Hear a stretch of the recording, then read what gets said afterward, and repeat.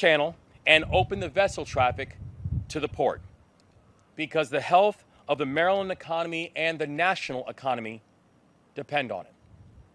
Third, we need to take care of all the people who have been affected by this crisis.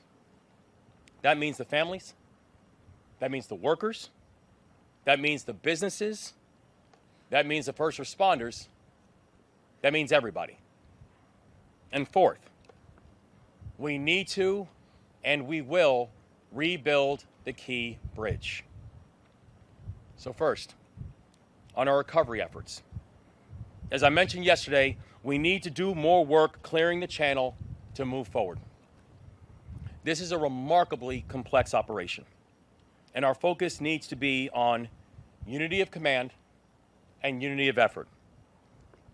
Every morning, we have a unified command briefing, which includes state police, the U.S. Coast Guard, the Army Corps of Engineers, our federal delegation, and other leaders who are central to this mission. Now, during that briefing, Colonel Butler, the superintendent of the Maryland State Police, discussed that the conditions in the water makes it unsafe for divers. But as soon as those conditions change, his divers will go back in the water. Second, on clearing the federal channel and opening vessel traffic to the port. As of this morning, I've been briefed by the Maryland Department of Transportation on clearing wreckage and moving forward. Our team went out with the Coast Guard just a few hours ago, including the Coast Guard Commandant, to survey the damage, to see the wreckage up close, to see a freight that is nearly the size of the Eiffel Tower, and to see that same freight with the Key Bridge resting on top of it, to see shipping containers that were ripped in half as if they were paper mache, to know that out there you have to navigate high winds and electric wires. To go out there and to see it up close, you realize just how daunting a task this is. You realize how difficult the work is ahead of us. With a salvage operation this complex, and frankly, with a salvage operation this unprecedented, you need to plan for every single moment, and every time you take action to move a piece of wreckage, you understand that that requires you to reassess the situation. So when I led soldiers in combat, I knew that preparation was everything. You do not go into the field of battle without getting the intelligence that you need first. So as the mission continues, you need to stay frosty, you need to reassess, and you need to adapt. That's the mindset the Army Corps is applying with their partners in Unified Command. We have the best inspectors, the best surveyors, and the best engineers in the world working and setting up and executing a plan of action right here in Maryland. And I've been informed by the U.S. Navy that they are supplying us with 4 heavy lift cranes. 2 have already arrived, 1 arrives tonight, and the 4th is arriving on Monday. One of the cranes is called the Chesapeake 1000, and it can lift about 1,000 tons. But the big part, and one of the challenges, is that the Key Bridge, which sits on top of the vessel right now, that weight is somewhere between 3,000 and 4,000 tons. So our team needs to cut that truss into sections in a safe, in a responsible, and in an efficient way before it can lift those pieces out of the water. This crane that we're looking at is massive. The thing we also know is this: so is the challenge ahead of us. So in the coming weeks, we expect to have the following entities inside of the water: 7 floating cranes, 10 tugs, 9 barges, 8 salvage vessels, and 5 Coast Guard boats.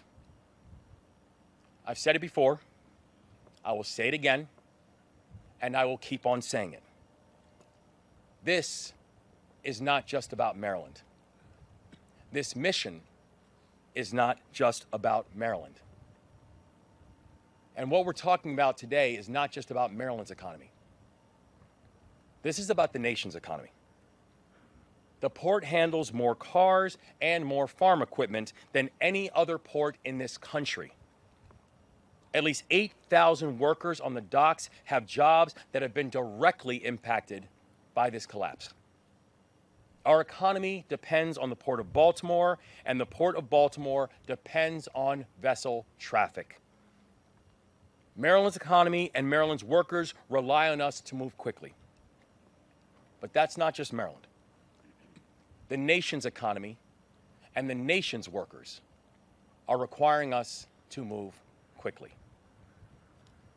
Third, on taking care of our people. I want to talk a little bit about the work that we're doing with the Maryland legislature.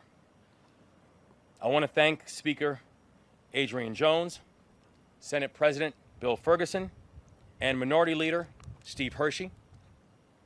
They have been in touch with our team since day one. I also want to thank Delegate Lou Clippinger, Senator Johnny Ray Sailing, and other members of the District 6 and District 46 teams. And I want to thank all of the Maryland legislators who have reached out and offered their support. Legislators, frankly, on both sides of the aisle. And I want to thank our federal delegation, too, to include Jamie Raskin, who was here earlier, but unfortunately cannot be here now. But to the members of the Maryland General Assembly, we know this: we are 10 days away from the conclusion of this legislative session, and there is a lot of work to do.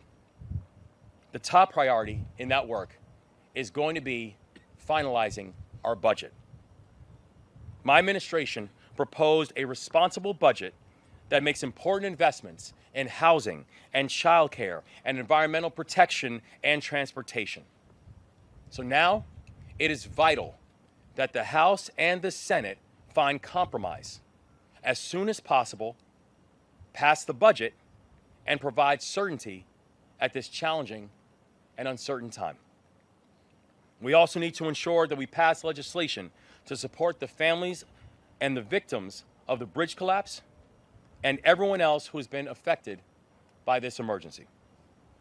I'll be proposing the creation of a permanent state scholarship for the children of surviving spouses of transportation workers who lost their lives on this job.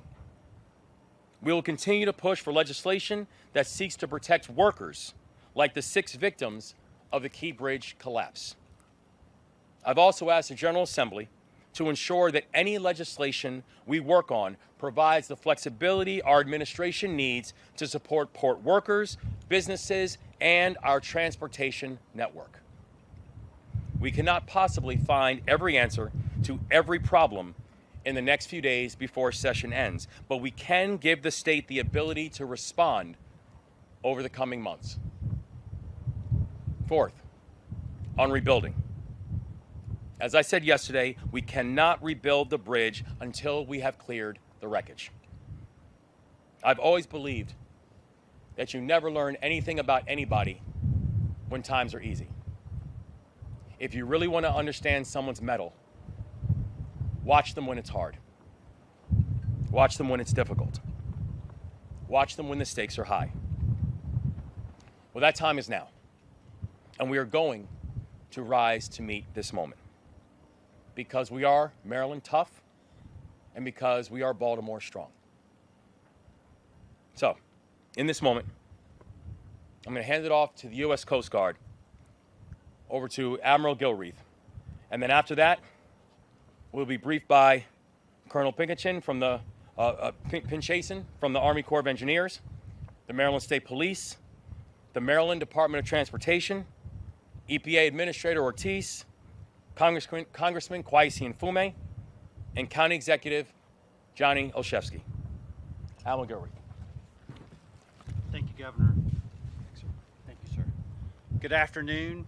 I'm Rear Admiral Shannon Gilreath, speaking on behalf of the Unified Command. As I mentioned last night, our number one priority of the Unified Command is to reopen the Port of Baltimore. And to do that, we've broken that into 3 phases. The number 1 phase is reopen the shipping channel. Number 2 is remove the ship. And number 3 is to remove the debris from the bridge from the rest of the waterway.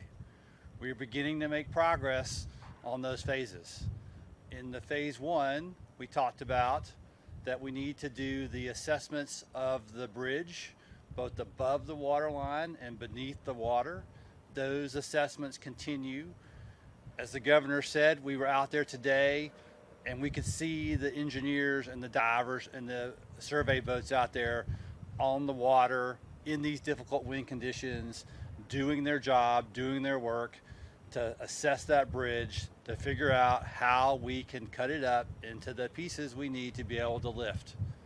And back at the Unified Command, the governor, the commandant, all the elected officials, they could see those engineers working on those very plans. Engineers from the Army Corps of Engineers, Navy Supervisor of Salvage. We had state engineers there. There were some private engineers helping us, and we had some Coast Guard engineers there. And they're all working diligently to figure out that right plan to be able to break that bridge up into the right size pieces that we can lift. And the second part of that is we need to get the heavy lift equipment here. And we've been telling you that those cranes are on their way and that equipment's on that way. And behind us, you can see the first of those things that are arriving. They're arriving and they're going to continue to arrive for the next several days. And we're going to continue that planning so that we will be ready to be able to take advantage of that as soon as possible and do it safely. I'll turn it over to Colonel Pinchason.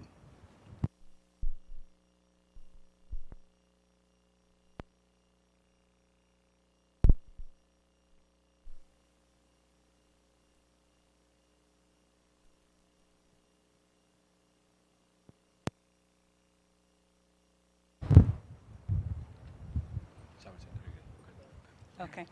Governor Moore, elected officials, thank you so much for having us here. As we just transition to the most critical mission that we have to open and restore the channel, to clear the shipping channel and open the Port of Baltimore, we've now begun surveying and conducting engineer analysis and assessing in order for us to conduct the integrated salvage operations within the channel and also to refloat the vessel, as well as remove the wreckage of the bridge. However, the top priority for all the equipment that we're marshaling right here is going to be focused on clearing the channel. Now, that doesn't happen overnight, and the work that our team is doing is just phenomenal. I can't say enough about the team that we've assembled here. Kind of had a little bit of a dress rehearsal when we did the Ever Forward, and that's the same team that we have on the ground.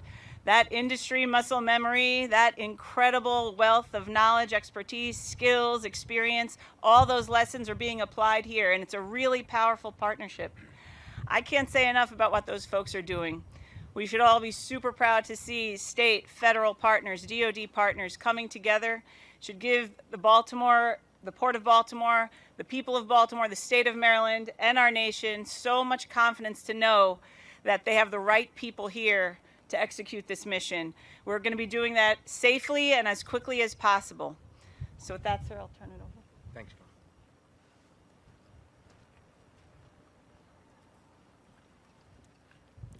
Good afternoon. I'm Colonel Roland Butler, Secretary of the Maryland Department of State Police. To build on what Colonel Pinchason just told you, there's an incredible synergy going on within the Unified Command with everyone working together, working hard towards a common goal. You heard the governor's objectives. We're working hard to accomplish those objectives. The MSP has a team of divers on standby waiting for the first word that it is safe and it is clear to go in and examine what's beneath the wreckage and recover any of these individuals that perished in this unfortunate incident. In addition to that, the MSP Aviation Command is providing aerial support to all the parties involved, be it surveying, photographs, whatever. We're all looking forward to doing whatever we can to help this come to a conclusion. The Aviation Command has also reached out to the FAA to establish a tactical flight restriction area. That area begins 3 miles, nautical miles, in every direction from the center span of the bridge and goes up 1,500 feet. We cannot impress upon the public enough. Please stay away from that area with drones or any other type of equipment like that. If there are any violations of that airspace, law enforcement remains poised, federal, state, and local partners, to act upon any of those violations, locate those individuals, and bring them to justice. The most important thing is that you exercise patience, understanding, compassion for the people lost in this, and allow the workers to do their job safely and effectively. Thank you.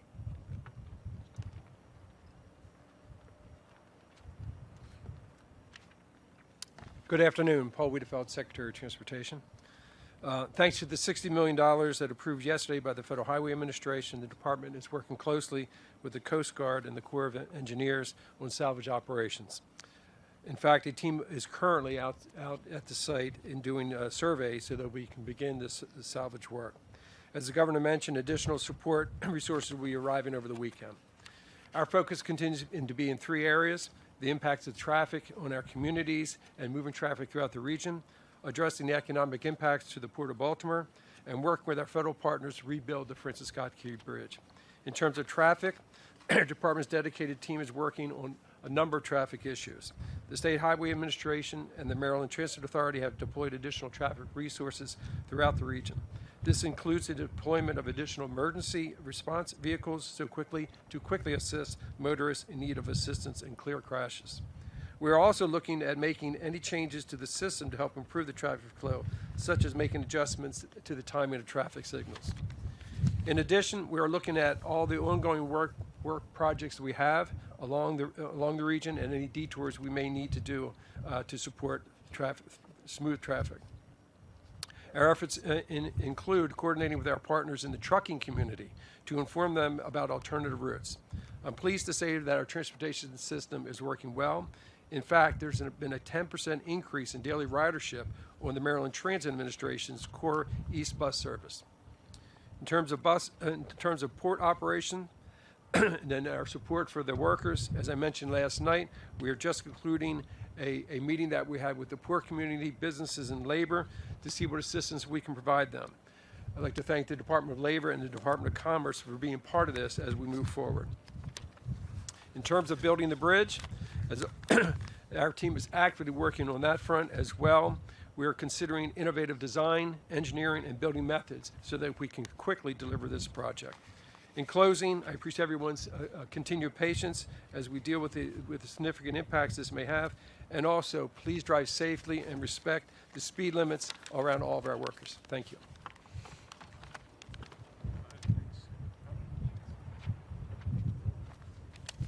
Good afternoon, everybody.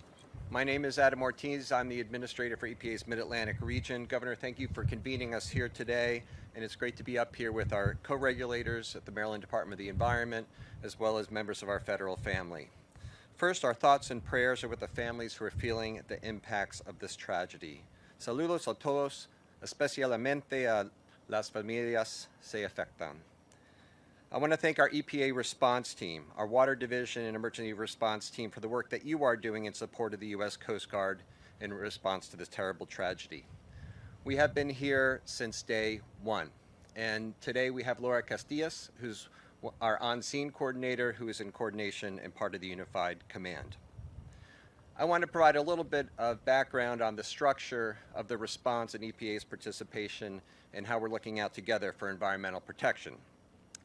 Per the Federal National Contingency Plan, which oversees and guides on how environmental responses are carried out, the Coast Guard, in this case, is the lead agency for incidents related to potential and actual spills or discharges in navigable waterways. This means that the Coast Guard, under the Admiral's leadership, oversees the priorities, operations, and strategies in the protection of human health and the environment of that response. EPA, as many of you know, is known as a regulatory agency, and that's an important role that we have, but we're much more than that. We're also a partner. EPA has been here, as I said, since day one, providing support and guidance to the Coast Guard and all the other partners. We play a key role in supporting and leading responses and cleanups involving of oil into waterways as well as inland areas. And we've been doing it for decades. Thousands and thousands of incidents. We've been on the ground working with local leaders, state governments, and our sister agencies at the federal level. In this response, EPA's role is that of an advisor. We're here to use science and our experience to carry forth the U.S. Coast Guard and the Maryland Department of Environment Unified Command's objectives for managing this event. In our various roles here, EPA evaluates information provided by the Coast Guard on dangerous goods on the vessel and provides recommendations on developing plans and strategies as needed.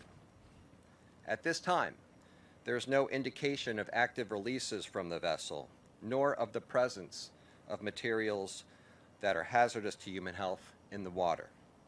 However, monitoring is ongoing, and we will work through the Unified Command to report and review and be transparent of any results from this monitoring as they become available.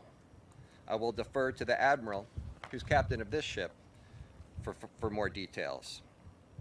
Most importantly, as the Governor said, the Unified Command will evolve and adapt as necessary, and we are on the team. The work that we do together helps heal the land and our waters, the economy and our social fabric. And we never, ever do anything alone on Team Environment. So thank you to everybody here in whatever capacity you have.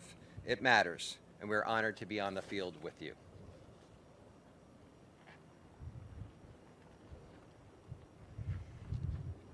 Kwesi Mfume, Member of Congress, 7th District of Maryland. My thanks to all of you, particularly who are here in the press. I know you don't hear it often enough, but thanks for telling this story. It is an American story that so many people are depending on you to convey to them. As I thanked the Governor yesterday, I want to thank him again for making this such a very open and transparent process so that people understand what's going on here and that it's more than we can even comprehend sometimes. Now, Senator Ben Cardin and Senator Chris Van Hollen were with us most of the day. They've both been called away on official duties, and Congressman Jamie Raskin from the western side of the state left just a few moments ago. But they are, and we are together, the team that's working in a bipartisan way here in Maryland. All of us, all members of the House and both members of the Senate, find a way to get the resources in that the Governor so desperately needs and that all of us need, quite frankly, to be able to accomplish the 3 priorities that the Rear Admiral laid out to us. We had a great briefing this morning with the Commandant of the Coast Guard. I want to thank the Coast Guard in particular, as well as the Army Corps of Engineers, for doing what they have done. They are really running a unified command. And when you look over our shoulders at the bridge and what's left of it, you'll understand why this city, this state, and indeed our nation cries at this moment, because we can never replace what was there, and we mourn the people who were lost there, and that will forever be a reminder to all of us. Now, I want to just say to the 8,000 dock workers out there, we know you're there. We're going to find a way to get you back to work, and we want to find a way also to increase the ability for people to realize that this affects supply chains all over the country. As the Governor said, it is happening here, but it is an American story. I spoke just a little while ago with the administrator of the SBA so that we can start expediting a way to help small businesses who rely on import-export items to be able to survive. And I just want to thank, as everybody has, all of those many people who are nameless and faceless who've given so much to this effort now and going forward. Thank you, Governor, for the opportunity to be here, and your congressional delegation is on it. I've spoken twice today with Speaker Johnson's office. We've been missing each other, but I'd have to say that he has, in my opinion, a real desire to want to try to assist in any way that we can. So thank you all for being here again. I'm going to yield back to the Governor, I guess, at this point, and all yours.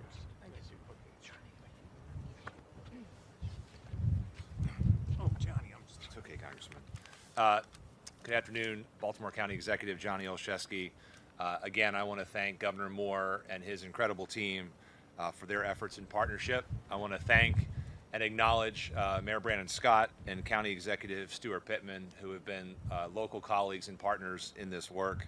And I also want to thank our federal partners, especially the U.S. Coast Guard and the Army Corps of Engineers, as we plan to reopen our shipping lanes and to rebuild the Key Bridge.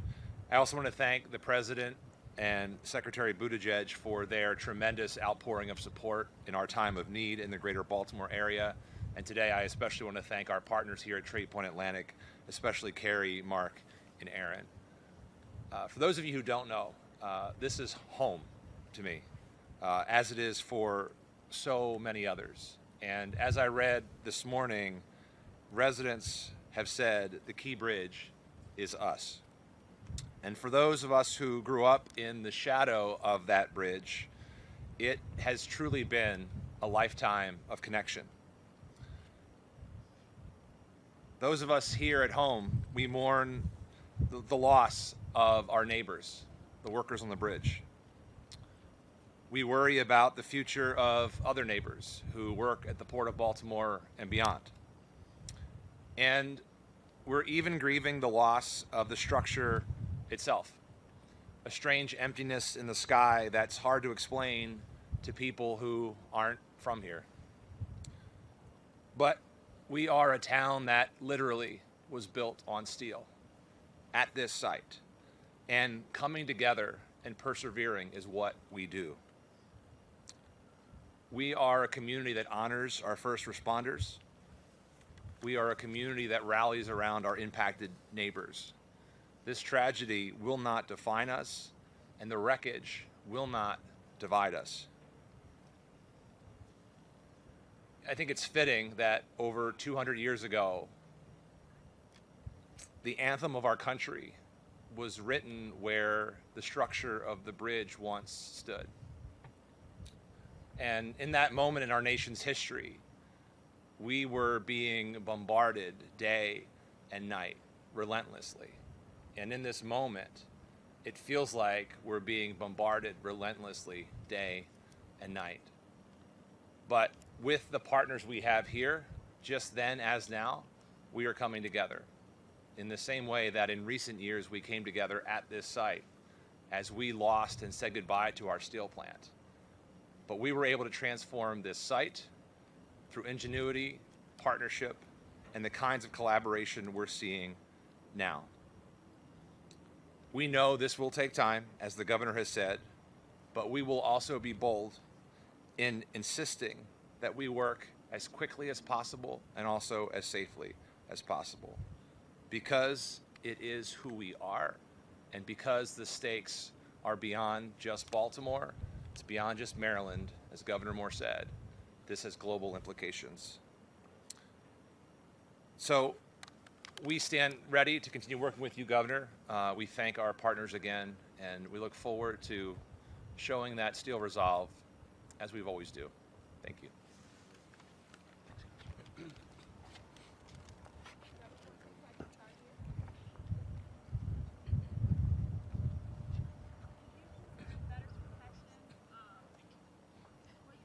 I'm sorry. Was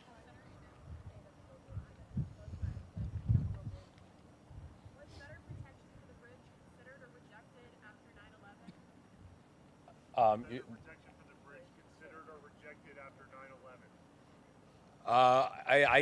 I can't say what was done after 9/11. I know that the evaluation of all of our critical infrastructure is something that has been consistent and thorough and ongoing. So I can't speak to exactly what happened after 9/11, but we know that the infrastructure protection is something that has been a priority. It's something that will continue to be a priority. And as the investigation continues to endure about what happened specifically with this incident, that we will continue to make sure that we are keeping the people of our state safe. Okay, Brad Bell, guys speak up. Governor, it's the same question. Do you have any feel now for a time frame? Again, I know you want to, under-promise, over-deliver, but I mean, do you have any feel for a time for getting the ships in and out? No, listen, and trust me, Brad, I really appreciate the question. When we went out there today to go take a look at the wreckage, and we got a chance to get up close to this massive vessel that had 2,000 to 3,000 tons of steel sitting on it, going in a place where the key bridge once proudly was erected, and to be able to go under where it was and look up and see the blue sky and not see the bridge. It underscored the long road that we have ahead of us. So I can't say right now if this is going to be, what's the time period. I can tell you it is not going to be days or weeks or months. This is going to take time. Every single phase, we have to focus on safety of the people who are doing the work. We have to make sure that we're doing it in cooperation and collaboration with all the parties that are going to need to be involved inside this work. We have to make sure that we're doing it in an environmentally sound way. And we have to make sure we're focusing on completion. So I can tell you, we are focusing on moving speedily and getting it done quickly. I want this done quickly. I want it done right. We are committed to getting it done, and you can bet on it. We are going to get this done. But this is going to be a long road.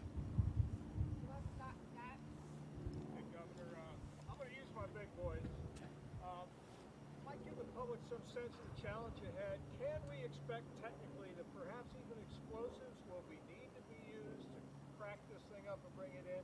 And could somebody please describe how some of these things may come in here to Trade Point and be processed and moved out? All the equipment we see here. Yeah. Explosives, and what will happen here? So so why don't I bring up Colonel Pinchason if you want to speak to the explosives, please. So, as I mentioned, right now we're in the stage of assessing it.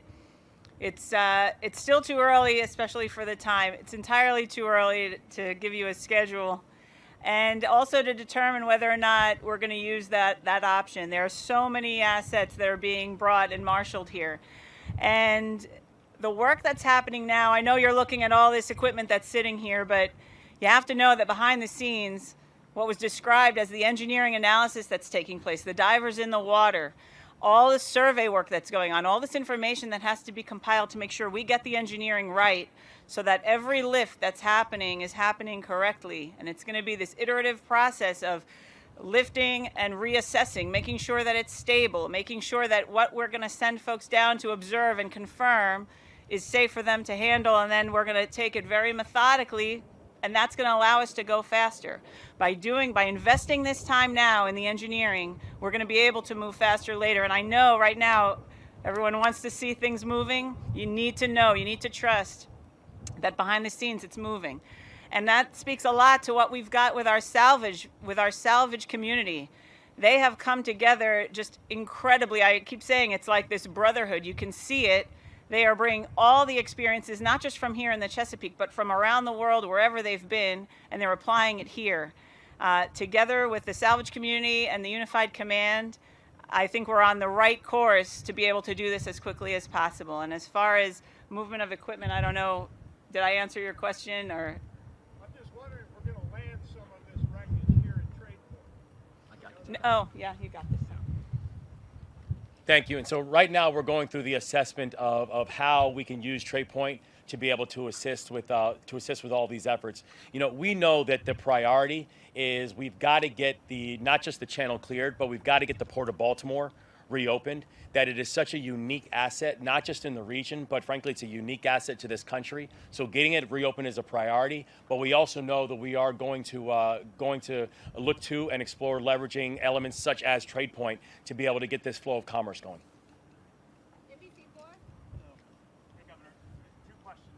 One, can you open up a little bit more about this warning or lack of warning to the construction workers who were on the bridge in those defining seconds, those moments? We know NBC News, our network, is reporting that they don't know whether or not the spouses of some of the survivors don't know whether or not these workers were warned. Do you know anything about that? And I understand that there's no definitive timeline yet, days, weeks, months, but what do you say to the family members of the 4 people who are still missing, who see this news, and it's certainly a tough pill to swallow? Yeah. I'd say the investigation is still ongoing. The thing that we know is that the work that the first responders did, the work that the MTA officers did in terms of being able to move quickly as soon as they heard the information about the Mayday, it undoubtedly saved lives. The ability to stop flow of traffic, to make sure that there were no additional cars that are going to end up on the bridge. And in addition to that, it did not just support those and save those who did not make it on the bridge, but also anyone who would have come after, even after the collapse. The investigation is still ongoing as to the communication flow that was taking place with the people who are working on the ground, but who are working on the bridge. But again, our debt of gratitude to these first responders is boundless. To the families, I would continue to say that you have an entire state and country and world who are lifting you up in prayer. We know, and I indicated that our first priority was making sure that we can help to bring a sense of closure to these families, that they are living a nightmare right now, one that sits with me, one that sits with each and every one of us. And we know that the priority that we have is making sure that those families feel supported and that they can have a sense of closure. Governor, I understand this is very much a work in progress and that analysis to figure out when things will be accomplished. But do you have a best case, best timing scenario to actually begin removing some of the wreckage? Well, the fact that we're here at Trade Point and we're able to look up and see these cranes, I mean, it's showing that we're already moving and putting things in place to make this happen. I think it is important to recognize that ever since the wee hours of the morning when this first happened, this work has not stopped. People have been working in multiple different ways in order to get us to the point that we're having momentum and progress, and that is going to continue to be the case. We are not going to stop. We are not going to stop working. This team is not going to stop working together in order to get to our final completion. So the thing I would say is that the work pace and the fact that people just have worked consistently on creating progress results and getting us to a sense of completion and accomplishing our 4 goals, that has not stopped and it's not going to. Peter with Politico. In the 1980s, a similar kind of bridge collapse happened in Florida. After that, federal researchers recommended that a warning system for bridges in case of collapse was urgently needed. I'm wondering if MDOT has ever considered a railroad-style warning system for bridges in case of collapse, or is that something you would consider moving forward? Well, I can tell you that we are and will explore any and all options, because there's nothing that I will not do to make sure that the people of my state are safe. When you think about what's happening here, there is an unprecedented, a measure of unprecedented nature of what we're talking about. We were actually speaking when we were out with the Coast Guard earlier, speaking with the Coast Guard Commandant, and saying that we have Tampa and Minneapolis and the bridge collapse in Minnesota. The uniqueness of what we're seeing here, where you not only have a massive vessel that is then stuck, but then you also have a bridge that is collapsed on top of it, and all the other factors makes this a remarkably complicated situation. So we know there are lessons learned that we've seen from other tragedies that we will incorporate into our thinking going forward. There will be lessons learned that we'll take from what happened here with the Key Bridge that we know that we'll incorporate how we're talking about our work going forward. And that will just be our ability to be able to continue to assess and make better is going to be something that's going to be consistent.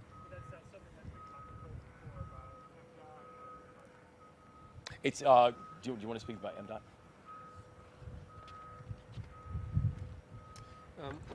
That was 45 years ago, so we're actually researching to see what was done at that time, and as we get to that information, we'll share it.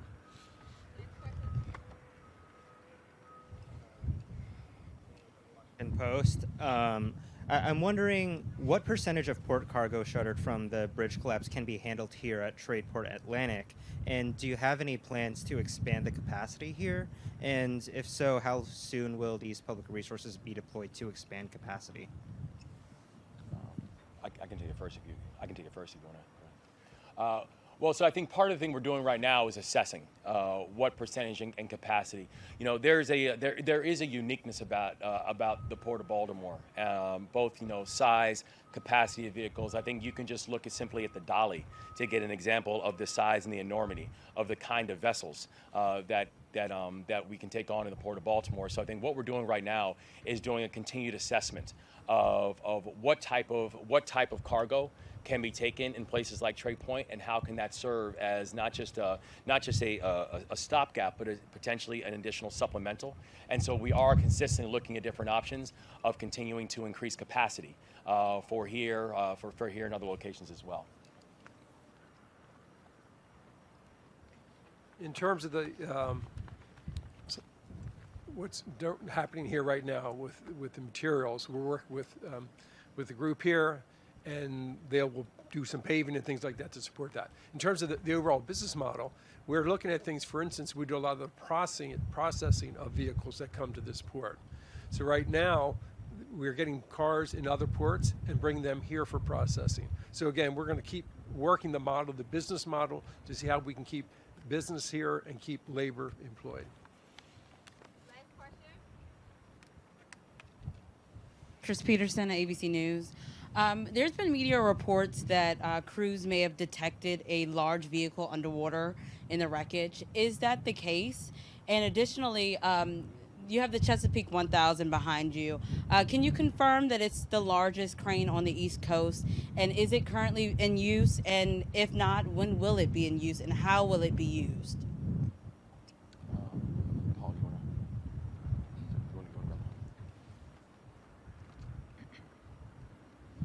In terms of anything that's been discovered, it's way too early. I mean, we have divers down there, as has been talked about. They're maybe seeing a foot to 2 feet in front of them. So as we start the removal of some of those materials, that will become clearer to us, and we'll deal with that issue, and we'll deal with those souls that are down there as we find them. In terms of, I'm sorry, the second part of your question?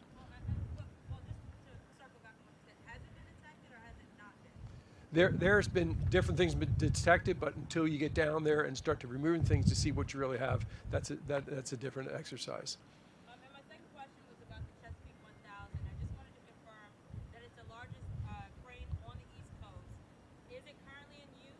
And if it's not, when will it be in use? And how will it be used in this operation? My understanding is the largest that was available, that we could get down here as quickly as we could get it down here, and it will be made available as soon as the engineering and the safety aspects of starting that process begin. Then that is when it will begin.